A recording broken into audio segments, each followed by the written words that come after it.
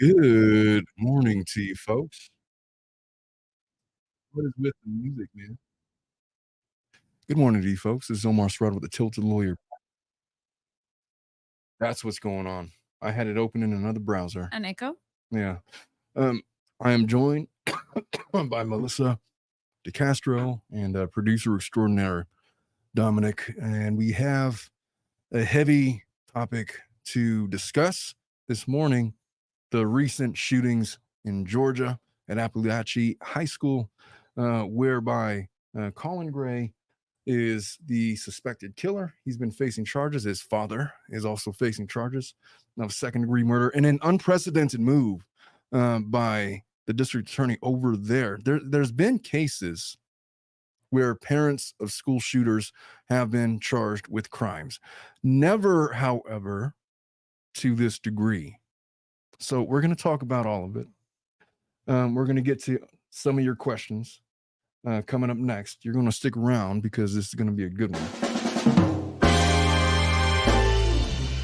Whatever you might be going through and wherever you might be, this is Omar Serrato with the Tilted Lawyer Podcast. I'm here to take your mind off of things. Yes, I'm an attorney. No, I'm not giving you legal advice. We're going to sit and talk like people, as these are the candid thoughts of one practicing attorney, and it's after hours. So have a seat. Feel free to have a drink and join me. Let's get started. So corrections and retractions. The name of the shooter was Colt. His father was Colin Gray. My apologies for that. There's been a lot of moving parts with this case so far. A lot is unknown, but I'll tell you what we do know. The suspected gunman is in custody. He was in court, I believe, this morning, where he was formally charged with specific crimes, as well as his dad. Mm-hmm. He's not eligible for the death penalty because of his age. The kid? Right. Yeah. But he is eligible for a life sentence without the possibility of parole. Mm-hmm. Realistically, what I think is going to happen, if he's convicted, he's probably going to end up with a life sentence with the possibility of parole, maybe after 25 years or something. You're talking about the dad? Or The shooter. Okay. The shooter. Why do I say that? It's not out of defense for the kid. Just historically, when you get these kinds of heinous crimes, most of the time, the judge is loath to give the supreme maximum sentence. Now, listen, there is a lot of controversial feelings towards how do we categorize a 14-year-old killer.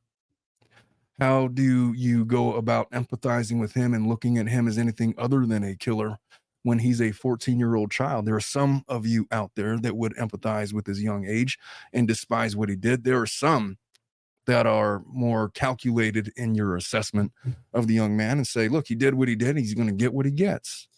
I'm not here to judge either side, and I'm not even really sure what my opinion of it is. Only to say this, that at 14 years old, being the dad of an 18-year-old, she was most recently 14 years old. It's always hard as a parent to watch any child who he looks like a child. There's nothing about that boy other than what he did that spells out grown man. Nothing. Mm-hmm. Nothing. When I look at him, I want to send him to his room. When I look at him, I want to take him out to the backyard and show him how to pull weeds.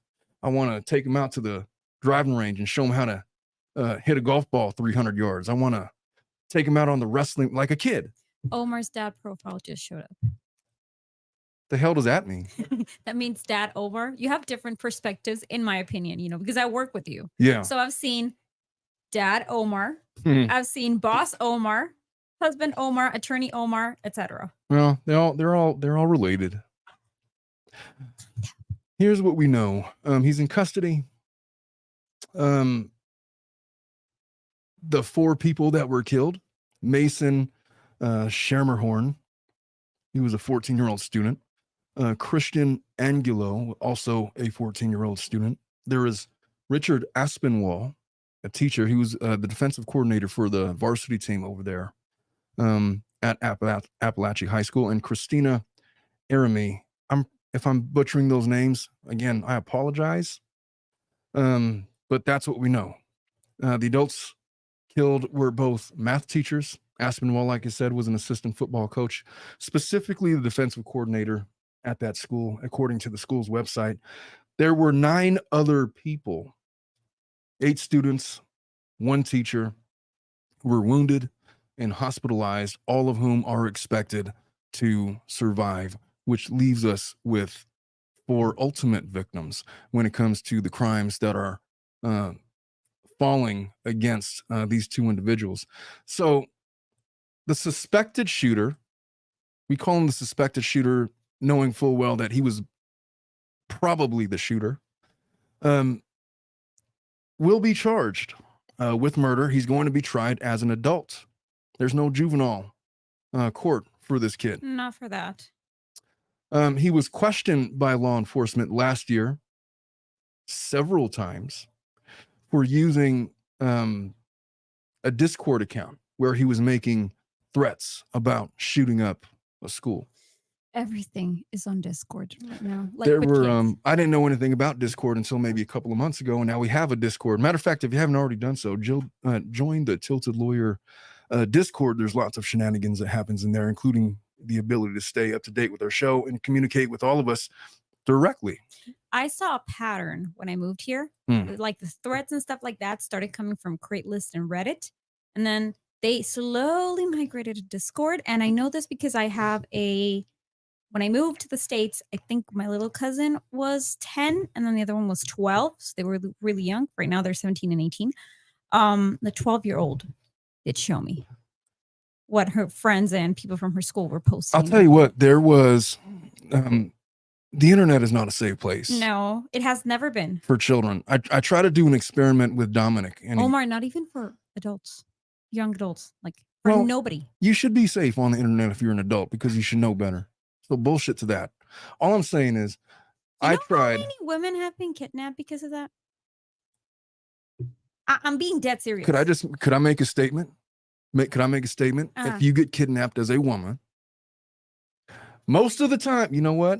I'm not going to say it's their fault because some people don't present as kidnappers, but it was, oh yeah, I'll definitely meet you off of Craigslist at 3 a.m. in some dark place that I've never been to in somebody else's house and not knowing anything of the situation, knowing anybody to vet for this guy or anything whatsoever.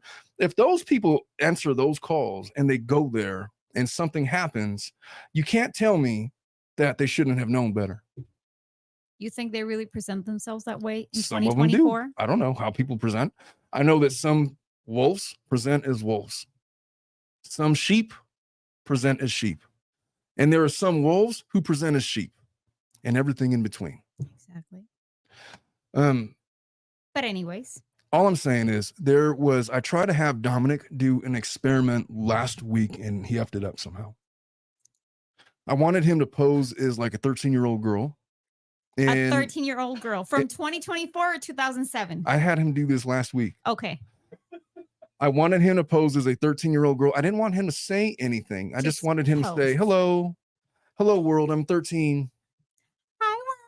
And I wanted to see how many people and how fast it took for people to start DMing this child who were obviously adults. I saw it on another podcast, Valuetainment.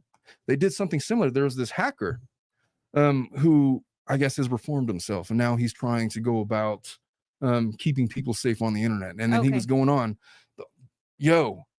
I created an account of a 13-year-old girl. And within 60 seconds, I had 18 direct messages, all from people, some who were adults posing as children and some straight out adults posing as adults, sending them dirty messages and all that kind of thing. No child is safe on the internet. And it just, gosh, when my daughter was 12, I remember her getting on Roblox. That was her introduction to the internet. Yes. My daughters, 4 and 5, are now into Roblox, but they played on the PlayStation, not online where, Yeah, what they haven't. Which is bullshit, by the way, because it's so easy to buy Robux on that game on the PS4. It says, oh, look, I want this VIP, whatever. I want the magic lightsaber. And then it's like, hey, if you click yes, then your a payment method on file will be charged. And all I got to do is click yes. Daddy's card. How do I have a $5,000 PlayStation bill? What happened? You just reminded me of my dad. Oh, well, there's no Roblox on my PS4 PS5 anymore. I've outlawed it. That's good. Also, they don't need to be on the internet. What was that? No. Dominic? There's been a lot of, I don't know if you guys have been seeing, but Use the mic, sir. there's been a lot of recently there's been a lot of like streamers and YouTubers that do like the Chris Hansen type videos. Yeah, I see those. I so despise those kinds of folks. I mean, good for them. Good for them. But like they're copying off Chris Hansen and like they're just so obnoxious. Can you elaborate on that, please? What, the Chris Hansen thing? Where they're posing as 13-year-old girls and then they're out on these stings and then they plan like a meetup with like a child to do sexual things. Then they meet with him. Oh, haha, just kidding. We're not a 13-year-old girl. We're actually the internet Creepy adults. ped patrol or whatever. There is some good ones though, where I saw on TikTok, there's this one guy that goes in there with like his whole crew and they meet up with this guy and then they start slapping him around and like, I'm going to call the cops. Like, go ahead. I'll take the assault charge. You take Yeah. the ped charge. And then nothing happens. Like, wow, they started beating the shit out of these guys. I guess that's the logical look. So it's going to escalate and something bad is going to happen. Let's not let us regain our focus. Let's talk about this boy, Colt Gray. So Gray was questioned by law enforcement last year regarding several anonymous tips about online threats to commit a school shooting at an unidentified location and time. That was according to the FBI Atlanta and the Jackson County Sheriff's Office. And at that time, there was no probable cause for arrest, so they just kind of left it alone. So here's a timeline, a vague timeline of the shooting. So Layla Sayarith, student there, said that the suspected shooter left the classroom at the beginning of their Algebra 1 class. Jesus, Algebra 1. Middle school. Some don't get to Algebra 1 until they're in high school. Excuse me? I was one of them. I was not math proficient. Oh, hell no. What kind of school did I went to? You know, I did up till calculus 2 in high school. I had to. I was forced. I had no other option. Hold on. Let me give you in honor of your achievement a crisp $10 bill. And congratulations with that. I hope it serves you well. Jesus. I'm dead serious. I was forced. I didn't have a choice in high school. So this student says that the suspected shooter leaves the classroom at the beginning of their algebra class around 9:45 a.m. So we're talking maybe first or second period. Yeah. When he returns near the end of class, he knocks to get back in. Another student goes to open the door, but Layla said that the student noticed the gun and didn't open the door. She then said that the shooter goes to the classroom next door and just starts blasting. Okay. From what I got, he exited his classroom. Yep. With the gun in his. No, he leaves the classroom, He comes leaves the- back. He's armed.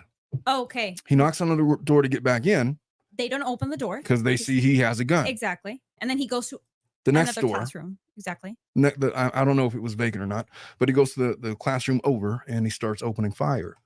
Omar, I did not go to a public high school or middle school or elementary or anything here. So you're going to have to help me with something. Okay. So, I mean, this is just for security purposes, but when you are going in school in the morning, do they check your bags or something, or you just walk straight? Not when I went to high school. You just go into school. What about you, Dominic? No, they Superintendent. didn't. I know that after the Columbine that they started having people pass through metal detectors.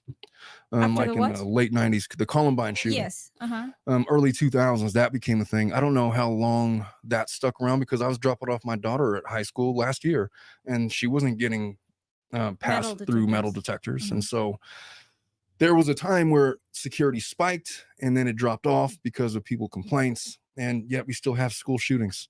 So look, your children are not safe. You don't know what is about going on cameras in the other parking people.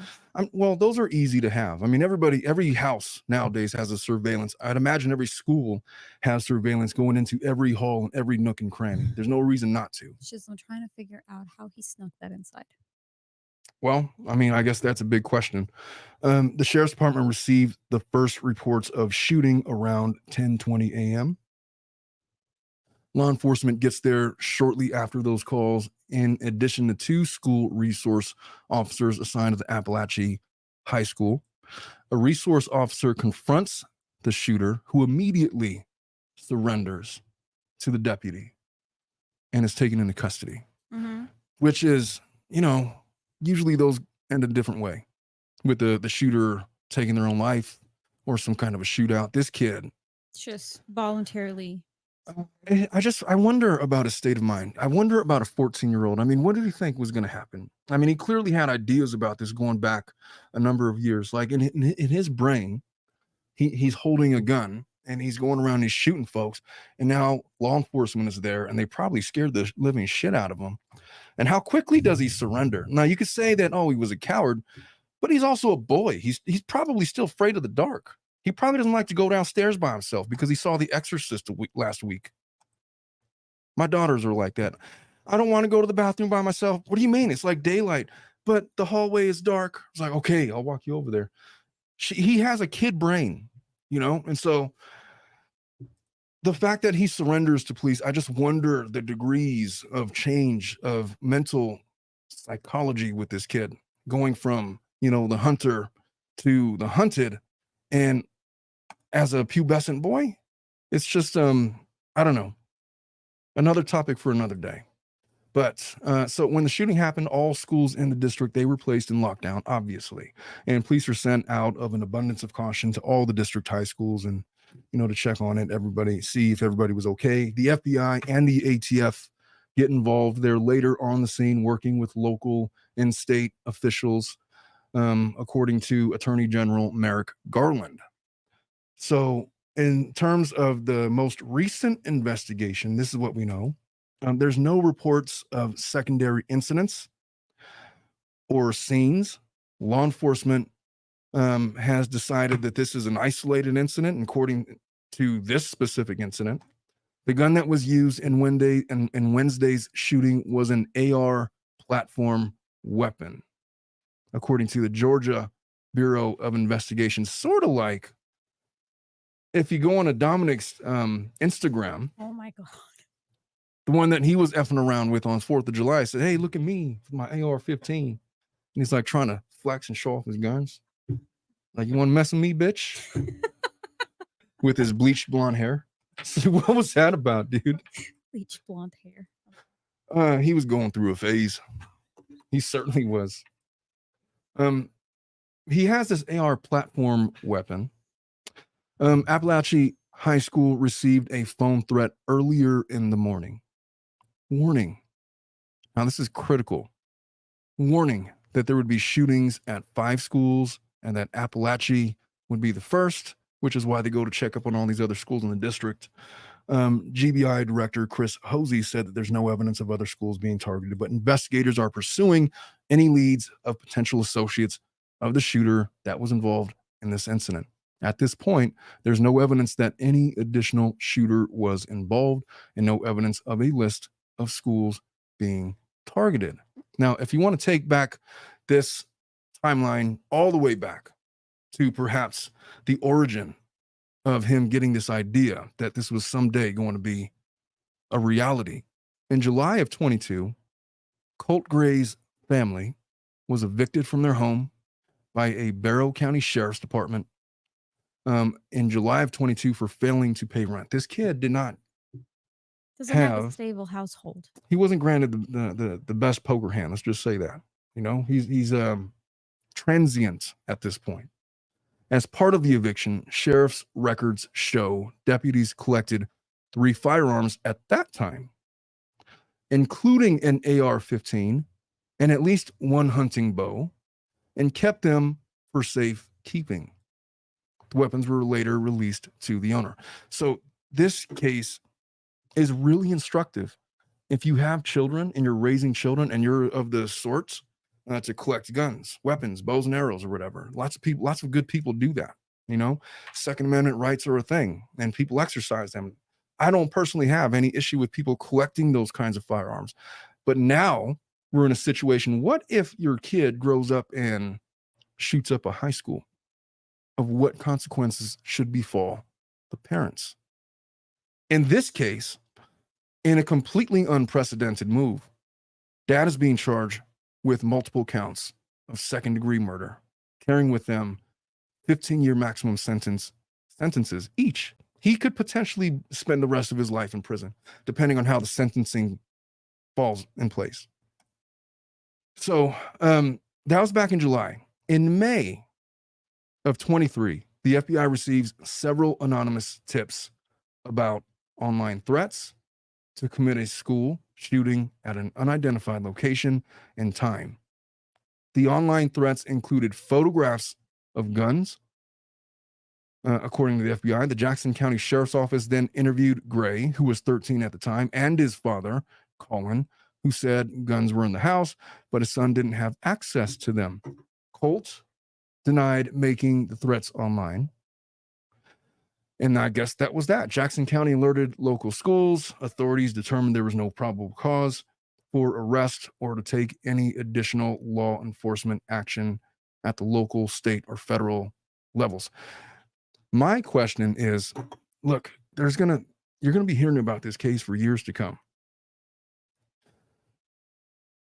There's no question that the school district is going to face scrutiny for how they handled this potential threat. There's no question that at some point, somebody's going to say that, look, they were notified in the morning. They knew about this guy way back in May 23, and they did nothing to protect it. And so to what extent are they culpable for these deaths? Talking wrongful death lawsuits, you're probably talking about multi-million-dollar settlements. There's no chance. There's not some local Georgia attorney that's going to not take up the cause on this case and get something started. And there's a strict statute of limitations on these kinds of things. They got 12 months. So within the next year, you're going to start seeing these lawsuits start rolling in. In December of 23, approximately 7 to 8 months later, Colin, the suspect's father, purchases the gun that was allegedly used in the mass shooting as a holiday present for his son. Not Call of Duty, not like a present, as a Christmas present for a 14-year-old. Yeah, it's not even like a Christmas story where they're going to give him the Red Ryder rolling block BB gun or whatever, where he's going to shoot his eye out. He gets him a straight up AR-15 style weapon with live ammunition that could take real lives. Most dads would default. It's like, I don't know, a paintball gun or something, but this guy goes a different way. And again, it's not against the law.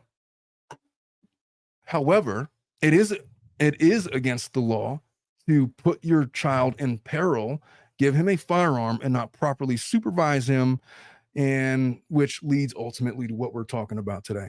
People are gonna hate me. How do you fucking properly supervise a 14-year-old with a gun? Those two words should not even be in a sentence together. Properly supervise a 14-year-old with a firearm. I mean, just standard right off the top. You should have a gun safe, and that gun should never be taken out. Straight from the top, you should not give your 14-year-old a firearm. I'm so sorry for all of you people here in the United States that absolutely adore and love having and collecting guns, and you are 21 and older. That's great, but you don't give your underage son a gun. You just don't. I don't. Especially after making those threats too. Like that just doesn't make sense. Well, I'm maybe gonna cut some slack on the dad at this point, because maybe, and I'm saying maybe because I really don't know, maybe he had no idea or he did not see this before. So I'm just gonna leave it there. But anyway, there's no, in my however conservative, whatever brain you want to put it in, I don't see the point of giving a 14-year-old a firearm. That's it. Like, it doesn't just make sense to me. Well, I mean, the ownership problem, the ownership issue is a problem. Like when you say he owns the gun, like you gave it to him as a gift, so like he's storing it in his closet. So it's like access. Anybody could have access to it. We don't know. In his underwear drawer. It's fine to take your kids hunting or whatever, but you have that in a gun safe, and the gun only comes out when you're supervising your child and you're going on the family hunting trip or whatever. And it's yours, and you're the one who stores it. Like you said, shouldn't be owning any kind of a firearm like that. No. Under any circumstance. I agree with you. I'm all for the Second Amendment and all, but that should not extend to those that are not capable of handling a firearm. And under most circumstances, I can't say under no circumstances. Back in the 1800s, we had 13-year-olds fighting in the Civil War. Yeah, but that was a different, like you said. There's no reason for a 14-year-old to own a gun is the point. At this point, no. So August 24, August of this year. Okay, that was a month. No, almost a month ago. It was like a week ago. Yeah. A panic button system was implemented at Apalachee High School just a week before the shooting, which, by all accounts, saved lives, according to teacher Stephen Cryenbull. On September 4th, around 9:45 a.m. on Wednesday, Colt left a classroom at the beginning of his Algebra 1 class. We talked about the student Liella. He returns. The student says that he had a gun, was unable to get back into the classroom, goes to the classroom next door and opens fire. The Barrow County's Sheriff's Office was notified around 10:20 a.m. So you're talking about a clear half hour after the shooting, and arrived shortly after with 2 school resource officers. A resource officer confronted the shooter, immediately surrenders to the deputy, takes him into custody. The shooting left 2 students and 2 teachers dead, a bunch more injured, 9 injured. During questioning, Gray told investigators that I did it. He was, there's no hiding it. He saw him do it. A lot of people saw him also. He was later booked into the Georgia Department of Juvenile Justice, where he's going to be tried as an adult. He now faces 4 counts of felony murder in connection with the shooting, which is the easiest way to bypass. It's just the easiest way to get a murder conviction, honestly. And the max would be sentenced to life imprisonment. Well, death penalty. He's not eligible because of his age. Omar, I see that they're trying, like they're also putting his dad on the spot. What about his mom? I don't know anything about the mom so far. And which is a great question. We're going to talk a little bit about his family. Or siblings, I think they know enough where, having spoken to him going way back last year, that whatever was going on between him and guns was like him and the dad's thing. And so I don't know. What if you have a child and your husband decides to buy your 13-year-old son a weapon and just doesn't tell you? Because women don't need to concern themselves with such things. And then you find out after the fact. No. Oh my God, that pterodactyl laugh. Do you do that laugh to your husband when he doesn't wash the dishes? When he fails to take out the trash? No, but when he's like, I'm going to do something you're never going to find out. I do that. And I'm like, you really think I'm not going to find out? Why do women try to get their husbands to believe that they are psychic? I will know because I have woman's intuition. If you do anything, I'm just going to feel it in my guts. It's like, that's not what you're feeling, young lady. I never mentioned that. Bullshit. You literally just gave him a cackle. Oh, the witch's brew cackle. I'm gonna find out, but not because I'm a psychic. Not because of that. All right. Well, at least you're reasonable about it. Men are idiot. They don't know how to hide things. That's the best part. Jesus Christ. They always leave a small loophole or a small trail in which you find out stuff, and then you're like, oh my God, we suck at this. So Rachel Liner, who was a math teacher at Apalachee High School, she describes what she saw. She says, first of all, I'm not okay. I started in the classroom next to mine. I lost close friends. My job is to teach math. I love kids, and I have fun while doing it. She thanks people for reaching out to check on her, but she reiterated that nothing about yesterday was okay. We literally did everything right, and somehow this still happens to us. I did my job. I pushed the emergency alert button. I had my door shut and locked. I got my kids in a corner. We prayed. I did everything right.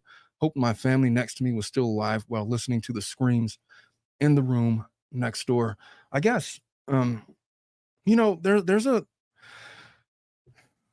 something that happens to a parent when they drop off their children at school. It's so difficult. Like when your kids start out and they're babies, they're toddlers, you're like hovering over them. And when they're newborns, it's like you can't leave them alone for 5 seconds because you want to make sure they're still breathing, make sure they didn't like turn over on their side or on their back.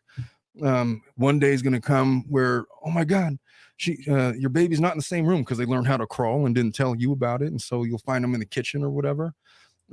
You go into the playground with them for the first time and they go in the jungle gym and you're like, they're ready for them to slip and fall because they're going to bust their face. Something's going to happen.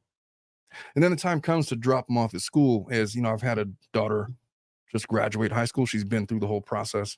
But I have 4 and 5-year-olds that are just starting, and you leave them there, and you're leaving them in the care of some other person that you pray is not a sex offender or have weird sex proclivities, or is going to keep your child safe, or have anger management issues where they're going to get mad at your kid because she had an accident, and start shaking them by their neck, as we've seen happen multiple times in other cases. When you drop your children off at school, you just don't know what's going to happen. And it just so happens to be they can make it all the way to high school. And then some dipshit little shit is going to bring an AR-15 because I don't know what, he was bullied last year in school. He didn't make the varsity football team. He got turned down when he asked, I don't know, somebody out, some lady to the prom or whatever. And he has issues. He doesn't know how to talk to girls. His dad is beating him up at school. And so now everybody's going to be in peril because he has some kind of a mental breakdown. It's the reason why we have mandated reporters, to try to identify those things at the jump. And in this case, they knew like a year in advance that this was a thing. Even if they didn't have probable cause to arrest, they knew that something was going on. My question really becomes, at what point do they force this kid into some kind of a therapy, keep an extra eye on him, like what's really going on? I just don't know what the school did or could have done to prevent that, because I'll tell you what, the second that anybody proposes any kind of fix for a measure, it's always, that is an infringement on our liberties, and I'm just not going to do it. It's not constitutional. I'm going to, you're going to put on your red hat, or you're going to put on your blue hat, and we're going to have this political argument about it, when really all it's about is trying to keep the children safe. What's the answer to this? I don't know, man. I know that Bush proposed a lot of things that the other side didn't agree with. I know that Obama proposed a number of different things that nobody agreed with. I know that Trump, nobody agrees, because people are so hell-bent on protecting their Second Amendment rights. They think that any kind of controls that are legislated and designed to make it harder for people to bring weapons out into the public, into schools, is somehow an affront to their Second Amendment rights. And it's bullshit. It is bullshit. Because it's like, and when we have American these, it is bullshit. When we have these cases, it's like, oh, I want to pick the real estate agent. I want to pick the real estate agent. It's like, dipshits, you guys both want the same thing. You're trying to get the most money for the thing, right? Who effing cares? What, you think they're just going to like screw you over and get some random kid or something? What are you doing? Fine, we'll select 3. You pick one of the 3. That's and we it. gotta, we call it a day. Just the other day, what were we talking about? The order of names on an agreement. It's just people get so caught up on this. They get what is stupid shit. The underlying issue? If it's keeping the kids safe, then let's not try to impose Second Amendment arguments into it, because nowhere in the Second Amendment does it allow for a child to take a gun into a high school and start shooting folks. Any public place. Doesn't make any sense. I agree. So whatever legislation comes out of this should never be interpreted as a Second Amendment issue. But people are going to try to make it about that. As they always do. And we can't do anything about it. It's just about what people want to attach themselves to. It's to. just astonishing the fact of how many people really do take this seriously, like you said, like a threat to the Second Amendment, but that there's others problematic in the society that are going on and people just don't give an F. They don't care. And they're fighting over guns. It's stupid. And much respect to everybody, but this is ridiculous. This is ridiculous. No underage kid should have access to a firearm. Period. That's it. Leave it there. Now, the fact that you even say that, people are, oh, this little girl, she's just a bleeding heart liberal. She's part of the blue wave. Ocasio, AOC, what is her name? Do not put me. I will not. But there are others that are going to, that will paint you as a left-wing extremist just because you said something like that.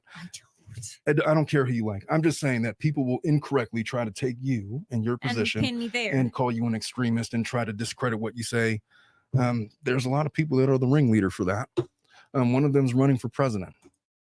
And so make of that what you will. I'm just saying that there's no reason to turn this into a political argument. Let's just ask the fundamental question. What measures are necessary legislatively and that are reasonable within the confines of the Constitution to keep our children safe? I think that's the main question. Getting back to this, there let's talk about this alert system. Now, we in our office, we have like a panic button. We And, do. We have a system. Yeah, so they had something similar, but they're wearing badges that have this panic alert button, and are to be able to press the button to alert law enforcement of an incident. It's curious to me that the shooting occurred at 9:40 and the officers weren't on scene for like another 40 minutes after that. So I wonder when the first button was pressed, why did it take them 40 minutes to get to the school when they were already alerted? At what point was the school alerted that there was going to be a string of school shootings in the morning? Was it prior to the shooting? That part to me is not clear yet. I think they mentioned something that earlier that week. I think that was it. Which meant that they should have been swarming that place. Even if there was no incident, they should have been swarming it. As they did with the other places. Because they were supposedly, police officers were also patrolling the other schools in the district that were in the threat. So let's talk about this kid. Who was Colt Gray? 14-year-old student. Obviously, he's been arrested now and since charged with 4 counts of felony murder. We know who the victims are. He was previously investigated for these 23 online threats. We know about that. He admitted to having a Discord account, but he claimed to have deleted it after moving. When his family was evicted or something like that, along those lines. The FBI had received multiple tips. That was it. That's all they really have on him was this suspicious Discord account referencing Adam Lanza, who was the perpetrator of the Sandy Hook Elementary School shooting that has been in the news now for over a decade. They closed the case because of insufficient evidence, and that's just kind of where we're at. His family, his mother, Marcy Gray, has a lengthy criminal record involving drug possession, domestic violence, DUI charges. You said his mom? His mom. Mm-hmm. His dad had bought him that AR-15 rifle for Christmas that was later used in the shooting. The family had previous contact with CPS due to concerns about Colt's well-being. I'm going to read this article straight out of the New York Post because I don't want to skimp on this. So this is coming out of the New York Post. I'm going to share my screen with you guys so you folks could know what I'm looking at. Oh, are they going to get... All right. Am I on screen there? Yeah.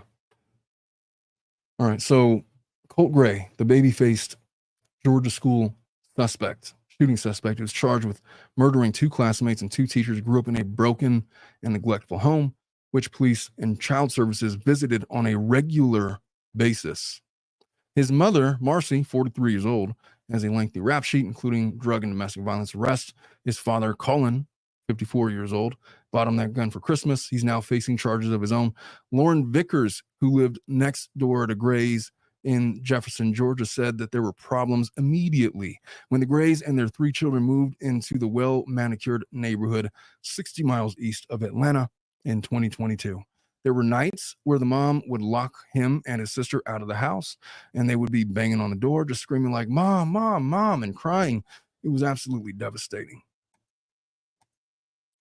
Vickers said that sometimes the young child would come to her backyard asking for food. No clean clothes. I'm not exaggerating. It was constant abuse. It's very, very sad. Gray's maternal grandfather told CNN Thursday night that he was just a good kid, lived in an environment that was hostile. His dad beat up on him. I mean, I'm not talking about physical, but screaming and hollering. And it did the same thing to my daughter.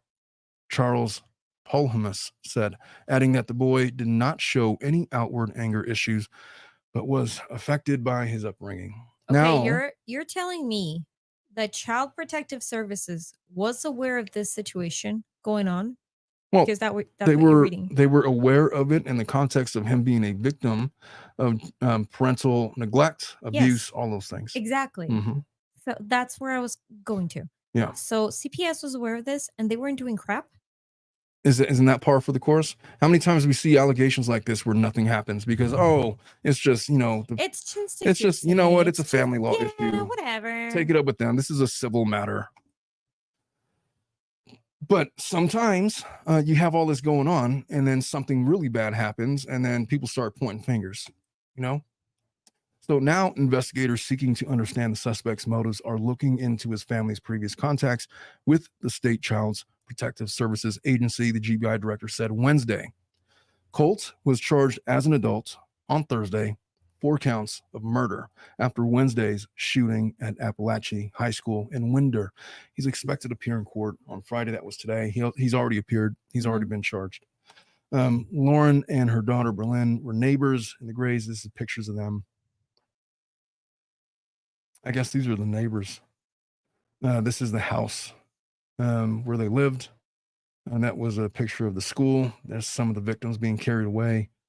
Colt's aunt, Annie Brown, told the Washington Post that her nephew was struggling with mental health issues and had been begging for help from everybody around him. And nobody listened? Before the massacre, the adults around him failed him. Yes. His mom, Marcy, who attended Georgia Southern University and listed her profession on LinkedIn as a quality engineer at a local manufacturer, also had a lengthy criminal history spanning 17 years, 4 Georgia counties. This is his mom. This is young Colt. Looks to be about 7 years old right there. We talked about a rap sheet includes domestic violence, drug possession, property management, and various traffic violations, including driving under the influence. She also faces civil fraud charges over the purchase of a used vehicle and was locked up in a Ben Hill County as recently as April. She later left the family home, according to her social media accounts and neighbors. Colin's dad worked in construction. Neither parent responded to the Post's request for comment. That's her mugshot right there. She's a looker, isn't she? And her dad is a stereotypical AR-15 owner that is standing on his Second Amendment rights.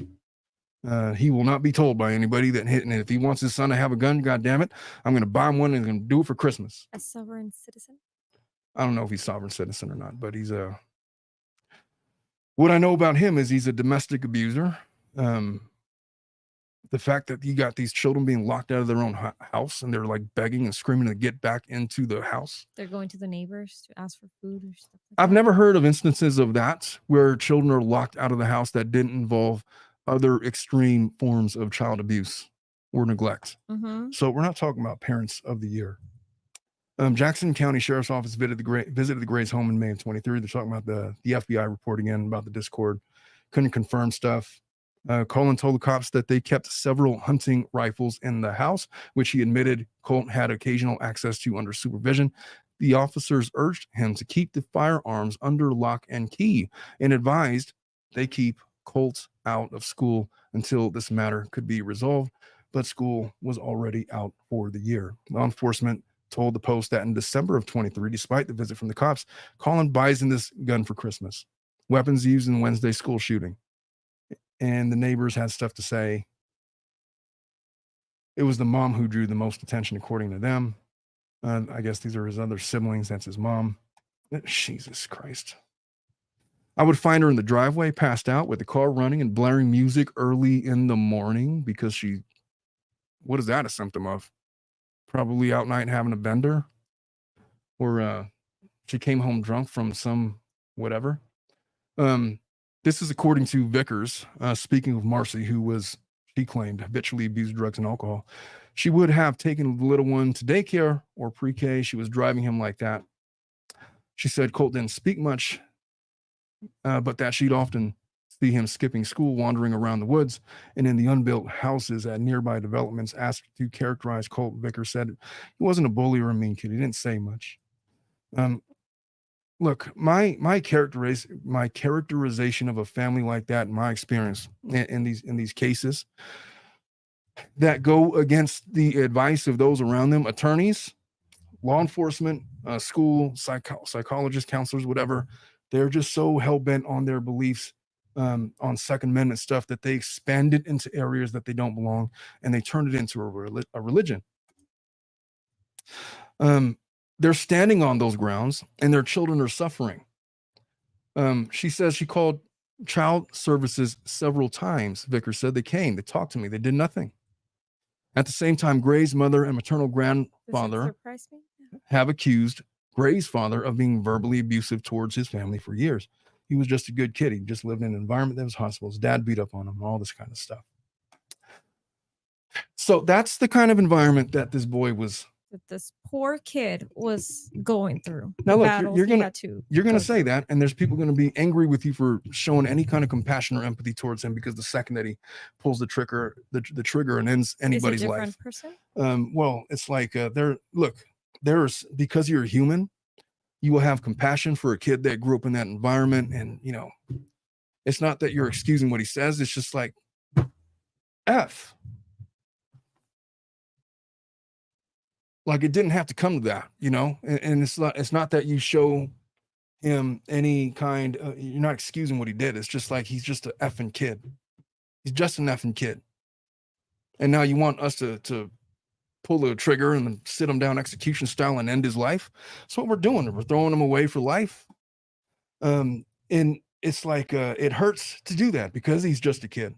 At the same time, you can't help but have infinite levels of compassion and empathy for the victims because they are the victims. This kid was victimized by his parents, and thankfully his dad is being charged with something. His mom, from what I'm reading, from what I'm hearing, should not escape charges in this case. No, that's why I asked for her in the beginning.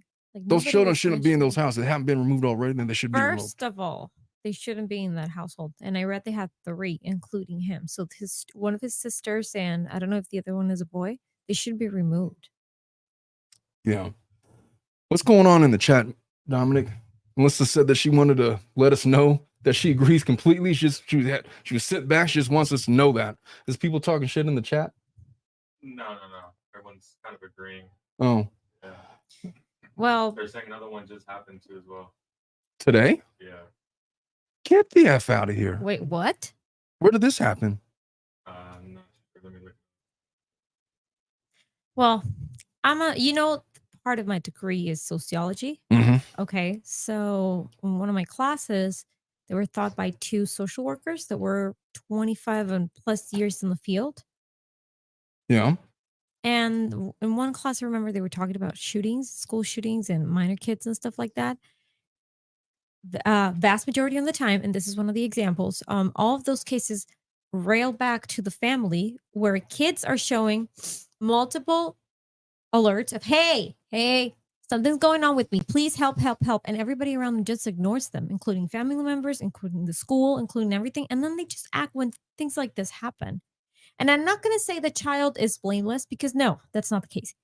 He has blame in this. Of course, he was the one who did what he did. Yeah, but I mean, to rail back to what he was being, school is like 40% of your time, let's say, when you're 14. I mean, it's probably most of your time, honestly. When I was in school from like 7 a.m. until like 6 at night because wrestling practice. Because okay, let's put this kid at 2 because I mean, this doesn't look like a family that encourages extracurriculars. Let's put him 2.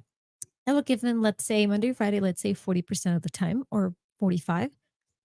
The other 55% was his family and the surroundings he had. Mm-hmm.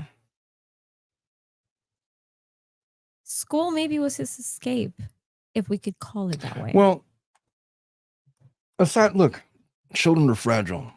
You notice when your kids go through these they have these little existential crises, and it starts really early. My daughter's first one that I could recognize was she so wanted to be a mermaid. She kept getting mad at herself because she couldn't breathe underwater. She so wanted to be a mermaid. And then she found out it was impossible. How does she reconcile in her mind that she's never going to be Ariel? Her little 4-year-old mind. She was 3. She's since advanced beyond that, but they have at all these stages, like you're just thankful that you're there to guide their thoughts and to guide their hurts and to guide their dreams when they discover that they can't be a Ninja Turtle, when they discover that they can't pick up a truck like the Incredible Hulk, when they discover that they can't jump. That's hard. 22 feet like the Olympic athletes over there, that they can't break dance like Ray Gunn from Australia. Do you even know who that is? My God. Dominic knows. He gave me a laugh. The other one was in Maryland, but it was like an isolated situation. Started with like an altercation, which escalated to a stabbing and then to a shooting, but they already got him. Stabbing. You know It what this? wasn't like a school shooting. Now that you mentioned stabbing, there is this case that happened in my hometown, and I am unfortunately very close to it because the guy who did it is my best friend's husband's best friend. What is it? What is even that? Your husband's best Okay, friend's my best friend. My best friend from childhood. Okay. Like, since I was 3. Okay. She married this man. Okay. Okay. The person that stabbed somebody is his best friend. Yeah. I met him. I had seen him multiple times.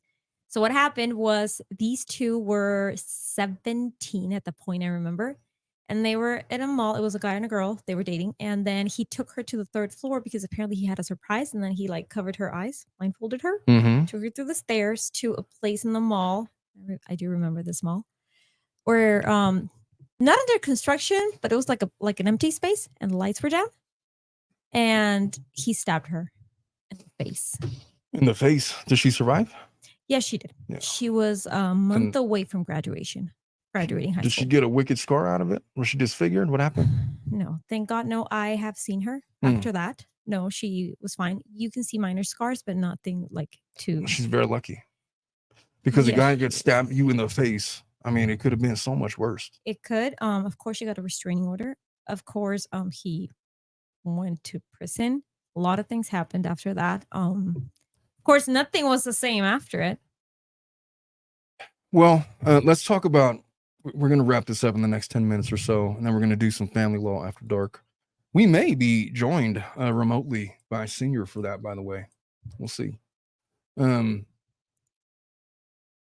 Gray, father of suspected Apalachee High School shooter. He's being charged with multiple counts of second-degree murder for allowing his son to possess the gun used in the school shooting, which makes him the first parent of a school shooter that was charged with such a severe crime. There was another case out in Michigan where it was a similar fact pattern to this. And in that case, those parents were charged with involuntary manslaughter, which is not nearly the same thing as what this guy's being charged with. What stands out about, well, I assume because the fact pattern lends itself to there was no intent, like they didn't intend him to do this, just they're just being stupid and so involuntary. It's like when you run over somebody for being reckless in a car, you're not intending to kill someone, you're just being stupid. I know what you're getting, but that's the charge. For example, in this case, we know it's second degree because he bought the gun. Yeah, we know that. But in the other case, you're saying it's involuntary, so they had no idea. I don't know the specific fact pattern, but if you're going to charge a parent with this, it's the one that makes the most sense to charge with off the bat, unless you're trying to do other tricks to elevate the charges. And in this case, he's being charged with second degree and other offenses that are related to the shooting. And the charges all stem from his knowledge and allowance of his son's possession of the weapon used in the shooting. And I think here, there's a couple of things. Number one, he was on notice that there was this discord about referencing threats, referencing the Columbine, not the Columbine, the Sandy Hook shooter. Yes, the dad. He was aware of that. Okay, so he, Law enforcement talked to him. They said, hey, make sure that if it's fine to own weapons, make sure that they're under lock and key. Under no situation do you let him have the gun unsupervised. So he is especially on notice. It's one thing to say, oh, I bought I bought a gun for the family so I could teach I bought him a gun, but I keep it in my gun safe. That's different. You're intending to use it like on a hunting trip in Arkansas or somewhere. Yeah, but that's like you said, that's completely different. He has possession of it and he only takes it out when he's there and under his supervision, then it's taken back. The other differences would be that you have no reason to believe that he would harm anybody with it. In this case, he had special notice because of law enforcement's visits to the house, the suspected threats and all those other things. Not to mention the rich family history that they have in the house, involving violence and abuse and all these other kinds of things. I don't know what the full extent of the charge is going to end up being, but I'd imagine that they're probably going to also try to tack on, if they haven't done so already, multiple counts of child abuse, child neglect.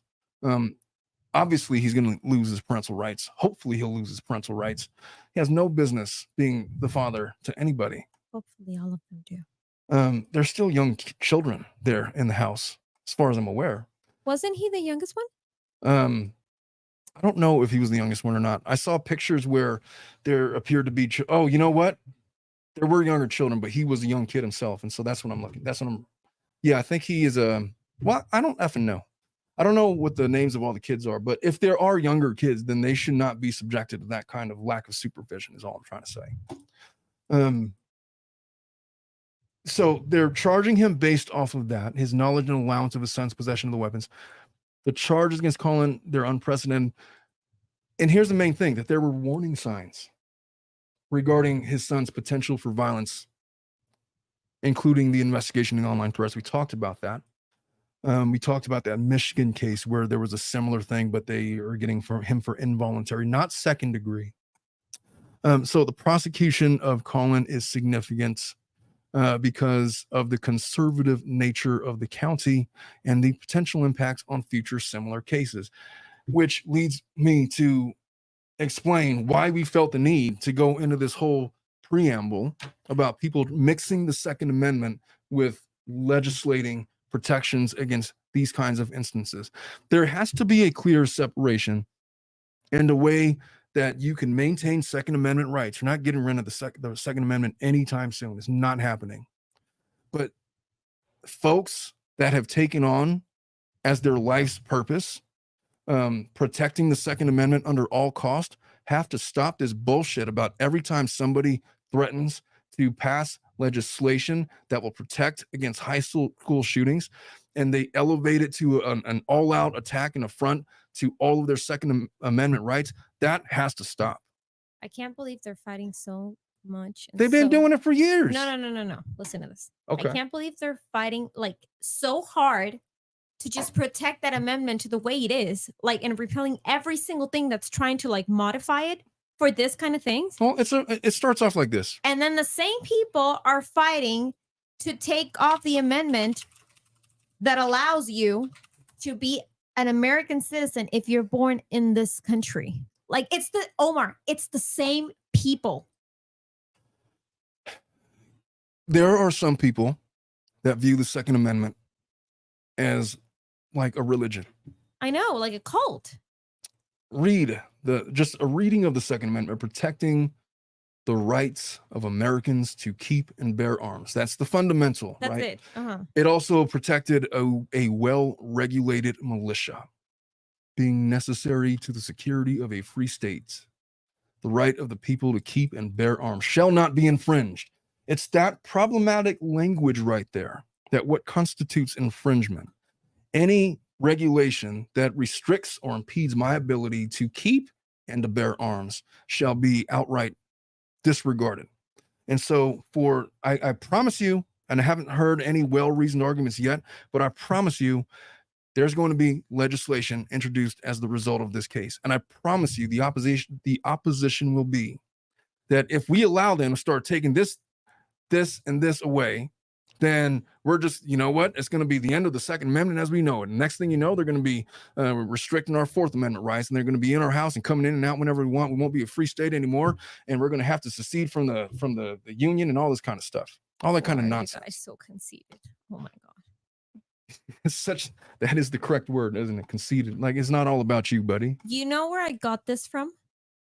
I got this from one of my gym coaches back when I was 23. He told me Americans are so conceited. And I looked at him. I was like, he's an American himself. And I was like, what do you mean?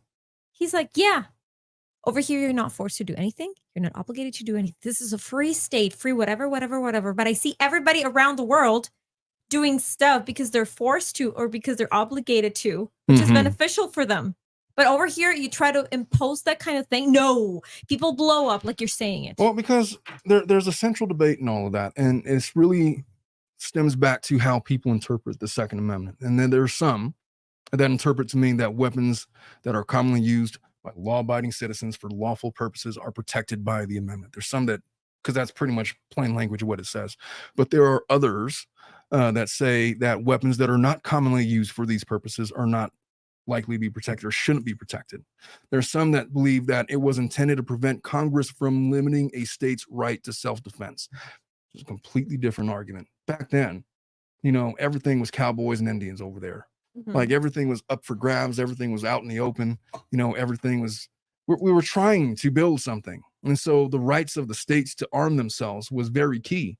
And people held steadfast to this right because they didn't want to be put in a situation where they're forced to turn over their arms and be overrun by other bigger governments. That's where it stemmed from. That hasn't been a thing for like 300 years.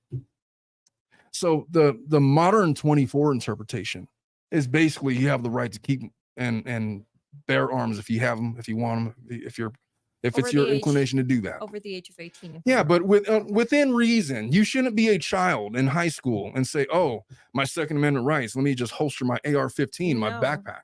You shouldn't be a child in anything, literally. And when you say that, what you're specifically stating is their mental state of a child is not equipped to handle a firearm. No. And then it goes in, okay, are there other mental states that are not equipped to handle firearms? The answer is unequivocally yes. Yes. And then we get into this whole other thing.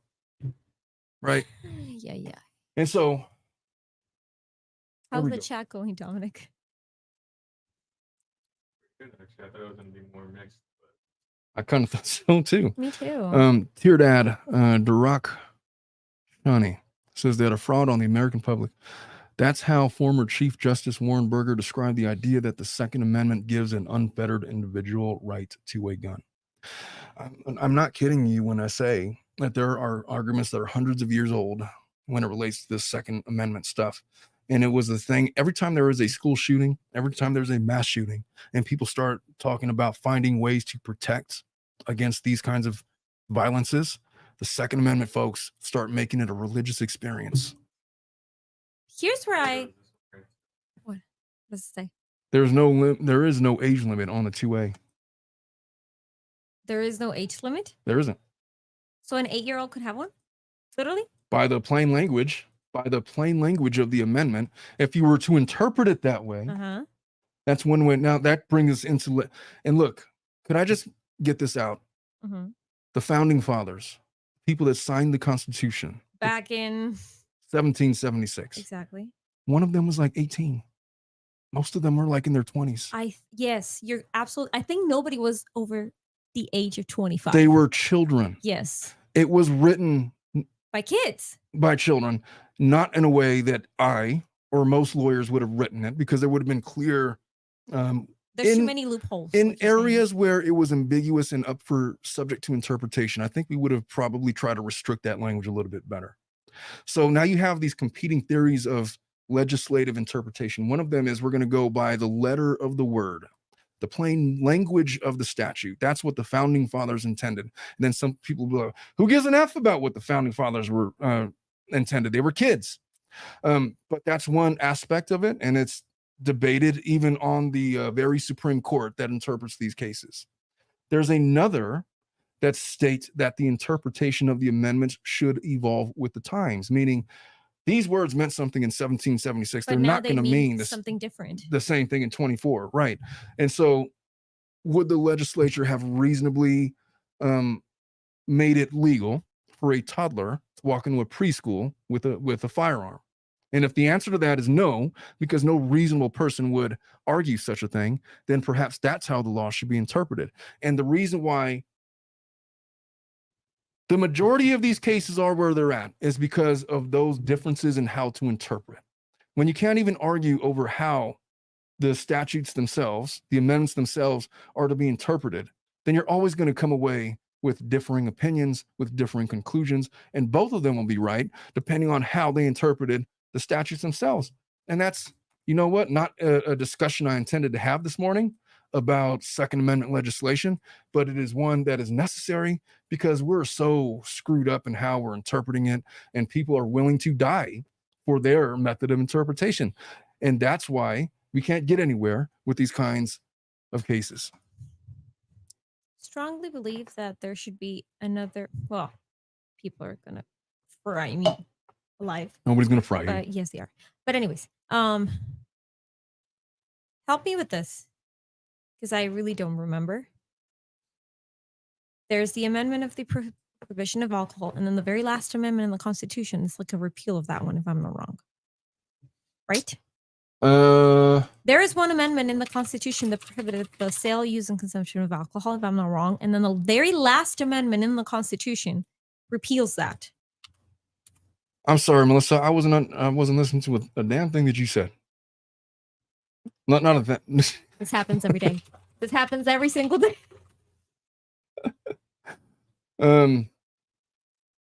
Well, I'm trying to look up what it is that you're talking about. So you're claiming there's an amendment in the Constitution that prohibits the sale and consumption of alcohol. Mm-hmm. And then the very last amendment. You're talking about prohibition. Yeah. What amendment is that one? Prohibition. That's I don't remember what the prohibition amendment was. And then there's the very last one is the repeal of that. Well, the last amendment was it prohibits the U.S. or any state from denying or abridging the right to vote based on age. And there's one amendment that repeals the prohibition of alcohol. The 27th Amendment is congressional compensation. Which is the one that repeals alcohol? There's one in there. No, Melissa. Yes, there is. No law varying the compensation for the services of senators and representatives shall take effect until an election representative shall have intervened. Stupid test on this when I was 15. I remember there's this. Brand's saying that you're talking about prohibition being banned, then reinstated in the Constitution. I think it's 21st Amendment. It's the 21st Amendment, the repeal of prohibition. Exactly, that one. So I strongly believe there should be something along the lines of that. Based on every single incident. Well, I don't know about all that. I don't know if we need to repeal the Second Amendment to accomplish. No, not repeal it, Omar. Not repeal it in its entirety, but maybe like, how do I say this? Like rephrase it or reword it in a way, like you said, that would. Oh, that's a great idea. Why haven't I thought about that for the last 200 years? Jesus. Our problems are solved. Let's just change the wording. It's so simple. I'm gonna throw this at your face.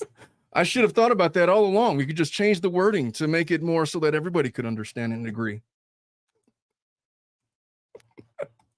I'm having fun. I know. You're enjoying this so bad. All right, folks. I don't have answers for you guys as to how to legislatively fix what's going on.